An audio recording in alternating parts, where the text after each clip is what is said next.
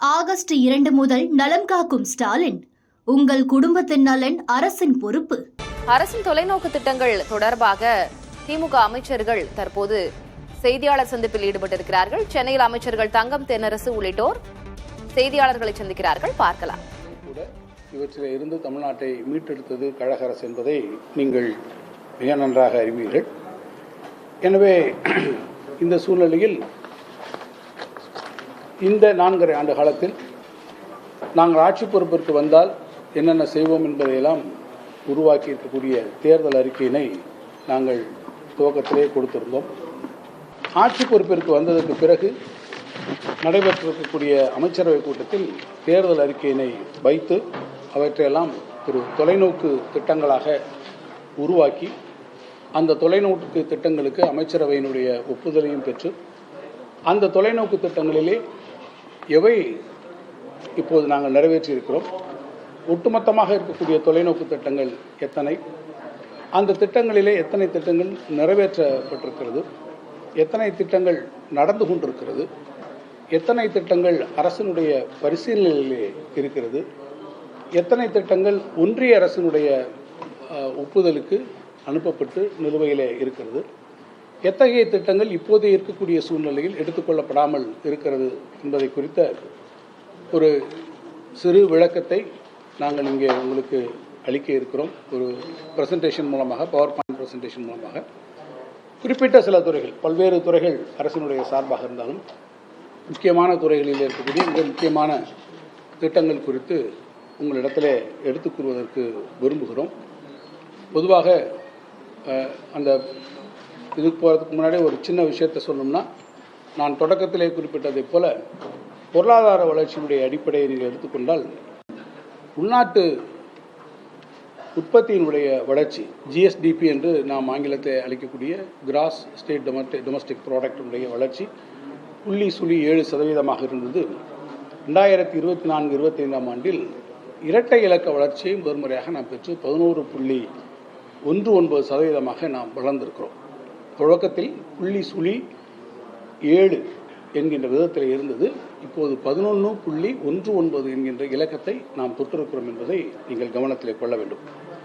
இந்த வளர்ச்சி என்பது கடந்த 10 ஆண்டுகளிலே தமிழ்நாடு பெற்றிருக்கக்கூடிய உச்சபட்சமான வளர்ச்சி என்பதையும் நான் உங்களுக்கு நினைவூட்ட விரும்புகிறேன்.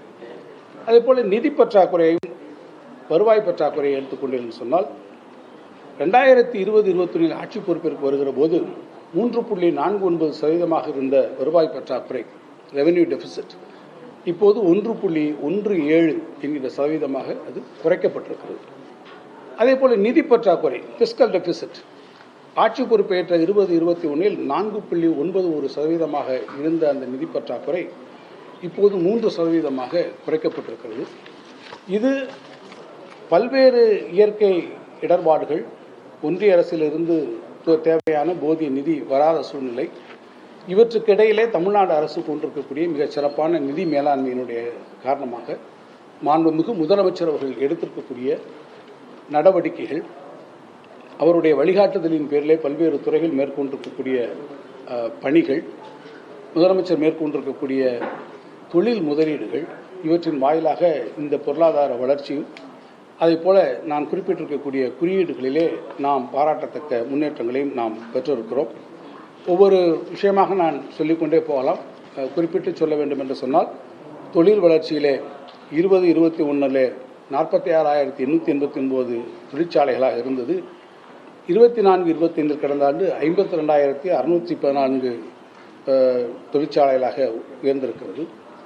மிக குறிப்பாக சொல்ல வேண்டும் என்றால், இன்றைக்கு நம்முடைய மாண்புமிகு முதலமைச்சர் அவர்கள் கூட ஐரோப்பிய நாடுகளிலே தொழில் முதலீடுகளை ஈர்ப்பதற்காக சுற்றுப்பயணங்களை மேற்கொண்டிருக்கிறார். உலக அளவிலே நாம் புரிந்திருக்கக்கூடிய இந்த தொழில் முதலீட்டு ஒப்பந்தங்களின் வாயிலாக இதுவரை ஏறத்தாழ 897 புரிந்துணர்வு ஒப்பந்தங்கள் மேற்கொள்ளப்பட்டு இதுவரை 10.28 லட்சம் கோடி ரூபாய்க்கு முதலீடுகளை நாம் ஈர்த்திருக்கிறோம். இதன் வாயிலாக ஏறத்தாழ 32.23 லட்சம் பேருக்கு வேலை வாய்ப்புகளை நேரடியாகவும் மறைமுகமாகவும் இந்த தொழில் முதலீட்டு புரிந்துணர்வு ஒப்பந்தங்கள் வாயிலாக பெறுவதற்கு வழிவகைகள் செய்யப்பட்டிருக்கிறது. புதிய சிப்காட் தொழிற்சாலைகள் 30 தொழிற்சாலைகள், அதேபோல் நியோ டைடல் பார்க் என்பவை 16 நியோ டைடல் பார்க்குகள் 3 முழுமையான டைடல் பார்க்குகள் இன்றைக்கு உருவாக்கப்பட்டிருக்கிறது. ஏற்றுமதியை பொறுத்தமட்டில் 2021ஆம் ஆண்டிலே $26.15 பில்லியன் ஏற்றுமதி அளவாக இருந்தது. 24-25ஆம் ஆண்டு அது 2 மடங்காக உயர்ந்து 52.07% பில்லியன் டாலராக அது உயர்ந்திருக்கிறது என்பது மிக முக்கியமான ஒரு குறியீடாக இருந்திருக்கிறது. ஏற்கனவே சொன்னதைப் போல இந்த வேலைவாய்ப்புகளின் மூலமாக நாம் பல்வேறு தொழில் புரிந்துணர்வு ஒப்பந்தங்கள் வாயிலாக வேலைவாய்ப்புகளை உருவாக்கியிருக்கிறோம். ஏறத்தாழ 1,08,111 இளைஞர்களுக்கு பல்வேறு தேர்வாணையங்கள் வாயிலாக வேலைவாய்ப்புகள் வழங்கப்பட்டிருக்கிறது. குறிப்பாக விளையாட்டு வீரர்களுக்கு 84 பேர்களுக்கு வேலைவாய்ப்பு தரப்பட்டிருக்கிறது. நான் முதல்வன் திட்டத்தின் கீழ் பல்வேறு வேலைவாய்ப்பு முகாம்கள் நடத்தப்பட்டு ஏறத்தாழ 3,28,000க்கு மேற்பட்டவருக்கு வழங்கியிருக்கிறார்கள். அதே போல பல தொழிற்சாலைகளிலும் பணியாற்றக்கூடிய வாய்ப்புகள் அவங்களுக்கு கொடுத்திருக்கிறோம். எனவே பல்வேறு குறியீடுகளினுடைய அடிப்படையிலும் பொருளாதார ஆலோசனை குழுவினுடைய அறிக்கை ஒன்றிய அரசு வழங்கியிருக்கிறதுல சமூக வளர்ச்சி குறியீடுகள் SDG, அந்த சோஷியல் டெவலப்மெண்ட் கோல்ஸ் என்று சொல்லக்கூடிய SDG வளர்ச்சியில் நம்ம முதலிடத்தை பெற்றிருக்கிறோம். ஏற்கனவே நான் குறிப்பிட்டதை போல ஏற்றுமதியில் மின்னணு பொருட்கள் ஏற்றுமதியில் அதிலே நாம் இன்றைக்கு நாட்டிலே முதலிடத்தில் இருக்கிறோம்.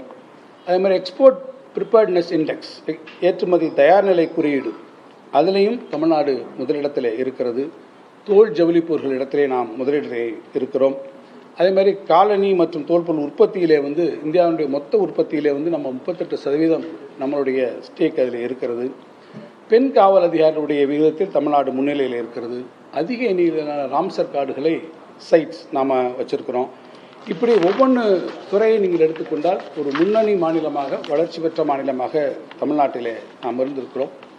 கல்வித்துறையை பற்றி நீங்கள் மிக நன்றாக அறிவீர்கள். இல்லம் தேடி கல்வி, முதலமைச்சருடைய காலை உணவு திட்டம் என்பவையெல்லாம் மிகப்பெரிய அளவிலே வரவேற்பை பெற்றிருக்கிறது.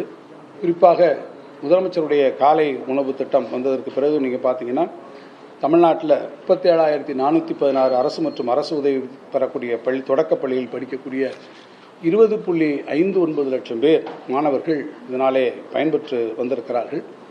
இந்த திட்டத்தின் வாயிலாக மாணவர்களுடைய வருகை எண்ணிக்கை ஏறத்தாழ 9.21% உயர்ந்திருக்கிறது. அதேபோல் நேரத்திற்கு அவர்கள் வரக்கூடிய அந்த வருகை சதவீதம் என்பது மாணவர்கள் சரியான நேரத்துக்கு வருவது 98% இன்றைக்கு வந்திருக்கிறது. ஆக இது போன்ற திட்டங்கள், அதே போல் புதுமை பெண் திட்டம், தமிழ் புதல்வன் திட்டங்களின் வாயிலாக அதிக அளவிலே இன்றைக்கு நம்முடைய உயர்கல்வி பயிலக்கூடியவர்களுடைய எண்ணிக்கை இன்றைக்கு உருவாகி இருக்கிறது. நான் முதல்வன் திறன் பெற்ற பல மாணவர்களை இன்றைக்கு அது உருவாக்கி வந்திருக்கிறது. விடியல் பயணம், மகளிர் நலனுக்காக வந்திருக்கக்கூடிய பயணத்தில் ஏறத்தாழ ஒரு நாளைக்கு 65 லட்சம் பேர் சராசரியாக அவர்கள் அதில் பயன்படுகிறார்கள். அதில் ஏற்கனவே நாங்கள் பல முறை சொல்லியிருப்பதைப் போல ஒரு மாதத்திற்கு 888 ரூபாய் ஒவ்வொருவரும் அதில் சேமிப்பு செய்யக்கூடிய ஒரு வாய்ப்பு வந்திருக்கிறது. கலைஞர் மகளிர் உரிமை திட்டம் 1,14,00,000 பேருக்கு மாதம் 1000 ரூபாய் என்ற வகையில் வழங்கப்பட்டு வருகிறது. இப்படி நான் சொல்லிக்கொண்டே போகலாம். தோழி விடுதிகள், முத்திரை திட்டங்களாக இருக்கக்கூடிய திட்டங்கள், கலைஞர் நூற்றாண்டு நூலகம், அதேபோல் அலங்காநல்லூரில் இருக்கக்கூடிய ஜல்லிக்கட்டு அரங்கம், கன்னியாகுமரியில் ஐயன் திருவள்ளுவர் சிலையும் விவேகானந்தர் பாறையும் இணைக்கக்கூடிய கண்ணாடிகளை பாலம், அதேபோல் நம்முடைய MC ராஜா கல்லூரி மாணவர் விடுதி, கீழடி அருங்காட்சியகம், இப்போது பொருணையிலே கட்டப்பட்டு கொண்டிருக்கக்கூடிய அருங்காட்சியகம் என்று பல திட்டங்கள். இப்படிப்பட்ட திட்டங்களுக்கு நடுவே நம்முடைய சென்னை மாநகரத்தினுடைய ஒரு பகுதியாக இருக்கக்கூடிய வடசென்னை பகுதியினுடைய தனி வளர்ச்சி திட்டம் ஏறத்தாழ 6,858 கோடி ரூபாய் மதிப்பீட்டில் 235 பணிகள் இன்றைக்கு சிறப்பாக வந்து கொண்டிருக்கிறது. ஊரக நகர்ப்புற கட்டமைப்புகள் மிகச்சிறந்த அளவிலே சாலைகள், பாலங்கள் இன்றைக்கு உருவாக்கி கொண்டு வந்திருக்கிறோம். ஏறத்தாழ 86 புதிய குடிநீர் திட்டங்கள் கொண்டு வந்திருக்கிறோம். 1,851 புதிய பாலங்கள் உருவாக்கப்பட்டிருக்கிறது. 45,000 கிலோமீட்டர் ஏறத்தாழைக்கு புதிய சாலைகள் உருவாக்கியிருக்கிறோம். கலைஞர் கனவு இல்லத்தில் 2 லட்சம் கான்கிரீட் வீடுகள் கட்டப்பட்டு வந்திருக்கிறது. போக்குவரத்தை பொறுத்த மட்டிலே 3,727 புதிய பேருந்துகள் வாங்கியிருக்கிறோம். 2,250 பேருந்துகள் புதுப்பிக்கப்பட்டிருக்கிறது. இது அந்நியிலே கோயில் பராமரிப்பு பணிகள் ஏறத்தாழ 7,439 ஏக்கர் நிலங்கள், 1,832 கிரவுண்ட் காலி மனைகள், 253 கிரவுண்ட் கட்டடங்கள் போன்றவை அறநிலையத்துறையின் சார்பாக மீட்கப்பட்டிருக்கிறது. இதனுடைய மொத்த மதிப்பீடு ஏறத்தாழ 7,658 கோடி ரூபாய் இருக்கும் என்று மதிப்பிடப்பட்டிருக்கிறது. இது தவிர நீங்கள் பார்த்தீங்கன்னா கும்பாபிஷேகம் என்று அழைக்கக்கூடிய திருக்குட நன்னீராட்டு விழாக்கள் 2820 திருக்கோயில்களிலே இது நடந்திருக்கிறது. இளைஞர் நலன் மற்றும் விளையாட்டு இதை பொறுத்த மட்டும் 44வது செஸ் ஒலிம்பியாட், கேலோ இந்தியா மிகப்பெரிய அளவிலே நடைபெற்றிருக்கிறது. சிறு விளையாட்டு அரங்குகள் இந்த 4 ஆண்டுகளிலே 76 சிறு விளையாட்டு அரங்குகள் முதலமைச்சருடைய பெயராலே அமைக்கப்பட்டிருக்கிறது. அதே போல 4600 பேருக்கு விளையாட்டு வீரர்களுக்கான உதவித்தொகை வழங்கப்பட்டிருக்கிறது. 12618 கிராமங்களுக்கும் கலைஞர் விளையாட்டு உபகரணங்கள் வழங்கப்பட்டிருக்கிறது. விளிம்பு நிலை மக்களுக்காக நிறைய திட்டங்கள், ஆதி திராவிட பழங்குடியினருக்கான மாநில ஆணையம், புல்குடி மேம்பாட்டு திட்டம், அயோத்திதாச பண்டிதர் குடியிருப்பு மேம்பாட்டு திட்டம், அண்ணல் அம்பேத்கர் தொழில் முனைவோர் திட்டம், கலைஞர் கைவினை திட்டம், திருநங்கைகளுக்கான வாழ்வாதார திட்டங்கள், சிறுபான்மையினர் நலன் என்று பல திட்டங்கள் உருவாக்கப்பட்டிருக்கிறது. அதே போல உழவர் நலன், மீனவர் நலன் மற்றும் பால்வளத்திற்கான பல்வேறு பணிகளையும் நாம் இன்றைக்கு மேற்கொண்டிருக்கிறோம். இது சொன்ன திட்டங்களை தவிர சொல்லாத பல திட்டங்களையும் நாங்கள் நிறைவேற்றி வந்திருக்கிறோம் என்பதை நீங்கள் அறிவீர்கள். உதாரணத்துக்கு நீங்கள் பார்த்தீங்கன்னா முதலமைச்சருடைய மக்களை தேடி வரக்கூடிய திட்டங்கள், உங்கள் தொகுதி முதலமைச்சர், உங்கள் ஊரில் உங்களை தேடி, நீங்கள் நலமா, மக்களுடன் முதல்வர், உங்களுடன் ஸ்டாலின், நலம் காக்கும் ஸ்டாலின் போன்ற திட்டங்கள் மிக சிறப்பான வகையிலே செய்யப்பட்டிருக்கிறது என்பதை நான் இங்கே சுட்டிக்காட்ட விரும்புகிறேன். எனவே இந்த முன்னுரையின் அடிப்படையில் உங்களுக்கான ஒரு சின்ன ப்ரெசன்டேஷன் என்னென்ன மாதிரி வந்திருக்கிறது என்பதை இப்போது விளக்க இருக்கிறோம். அதை தொடர்ந்து நம்முடைய மாண்புமிகு அமைச்சர் பெருமக்கள் என்னோடு இணைந்திருக்கக்கூடிய நம்முடைய மாண்புமிகு போக்குவரத்து மற்றும் மின்சாரத்துறை அமைச்சர் தம்பி சிவசங்கர், மரியாதைக்குரிய அண்ணன் உயர்கல்வித்துறை அமைச்சர் அண்ணன் கோவி செழியன் ஆகியோரும் உங்களுக்கு உரிய விளக்கங்களை அது குறித்து அளிக்க இருக்கிறார்கள் என்பதை தெரிவித்து இந்த பிரசன்டேஷனுக்கு ஆகஸ்ட் 2 முதல் நலம் காக்கும் ஸ்டாலின். உங்கள் குடும்பத்தின் நலன் அரசின் பொறுப்பு.